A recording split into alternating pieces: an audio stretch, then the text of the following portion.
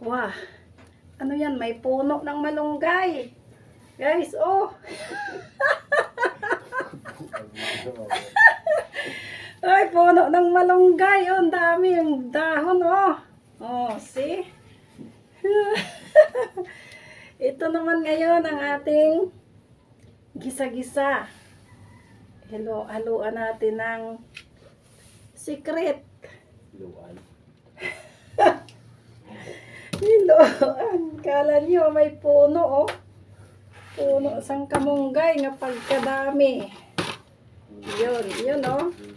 Uy, nadami na naman ang atin ito, sos. Pang ilang araw na naman natin uulamin. Kailangan malaking kalahating ano ang halo nito. Kalahati sa malaking kan. 175 grams. Madami lang tong tingnan, pero pagka naluto nito, unti na eh. Nahupa na siya. Pang washing. Pang washing na naman to ng mga pantog. Gamot.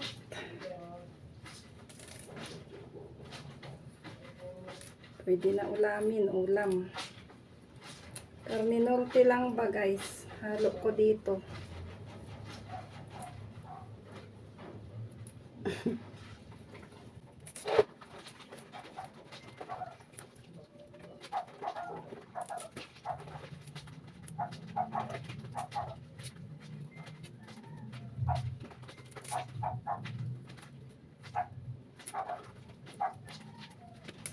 Inarbis namin sa katabi ng bahay.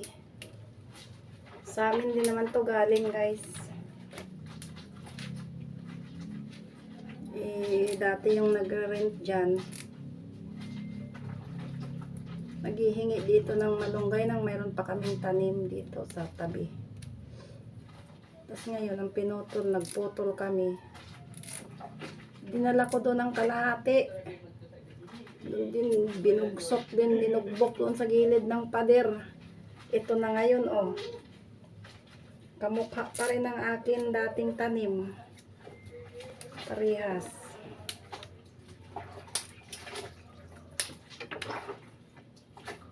Kaya nga, kung siya ang puno, kung siya si puno, siya pa rin si bunga.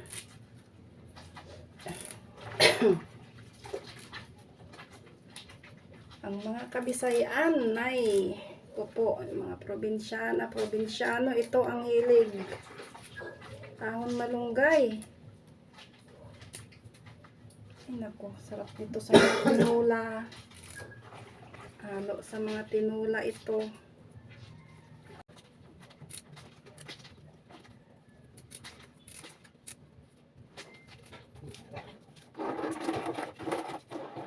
Bakit ang baka, kalabaw, kambing nabubuhay sa damo? No? Yun din ang para sa kanila. Basta yun na yun. So guys, ganun din ang mga tao, nakain din naman ng damo eh.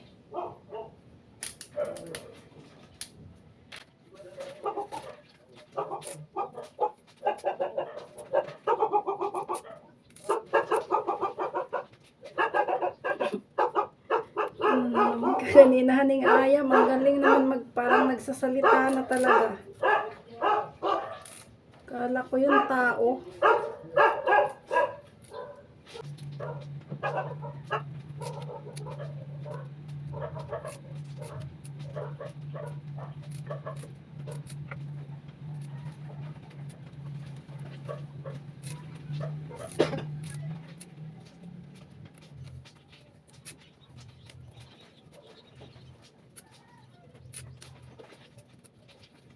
Madilim doon sa loob ay mainit.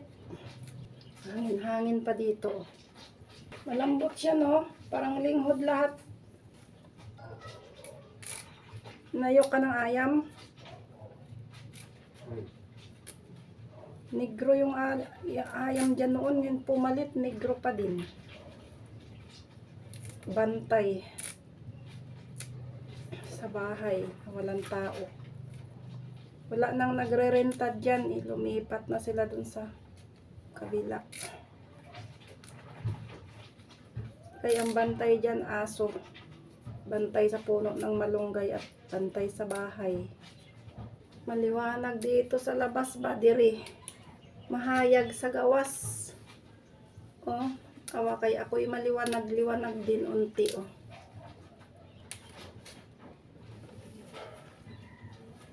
Tanghaling tapat. Agpas na nga. Tanghali na kami nag-almusal, guys. Ngayon, aming tanghalian. Ano na din, hapon na. Di pa naman gutom eh. Antayin pa ito maluto.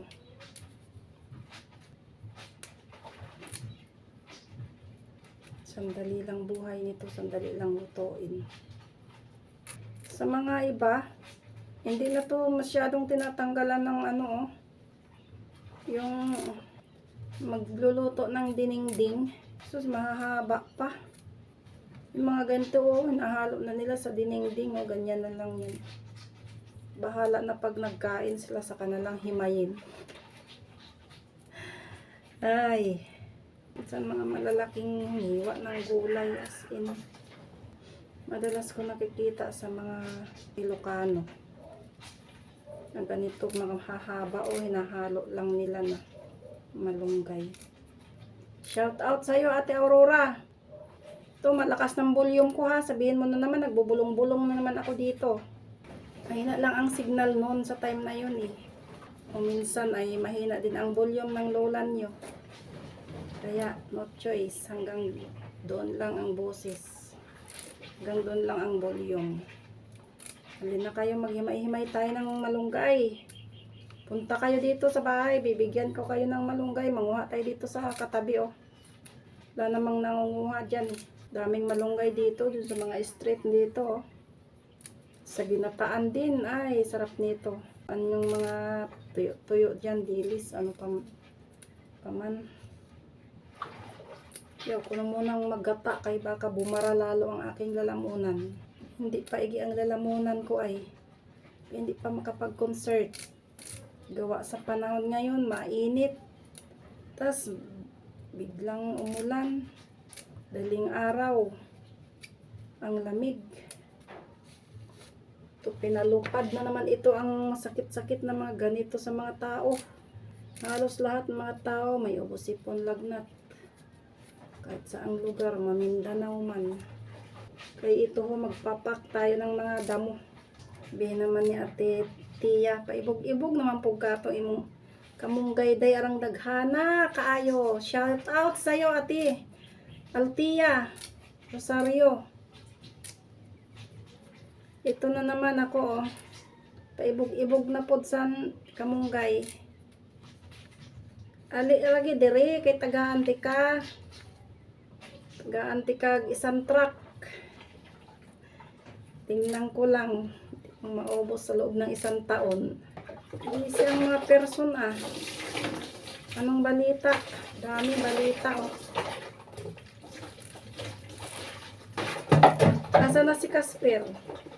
Napagaling hod ay kayo. Yung bilis yung mga ano oh.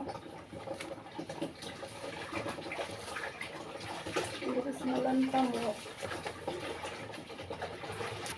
Minsan nagdala ako nito isang malunggay kanino tihalo. Pinaon ko sos. Talaga naman mabinta ah. Mabinta, ubos agad. Dami nang hingi. Kakamis kasi to. Ilamin.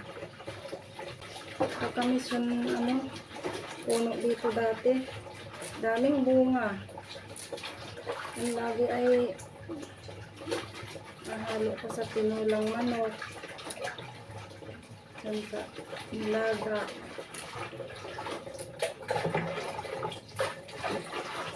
Biglang sinira yung bubong ay. Sinira yung bubong ng bahay. Puno lagi ng dahon ng alulod. Bubungan. Kaya yun nasisira ang bubong pagka madaming dahon. Ayun, hanggat sa namatay na lang din siya.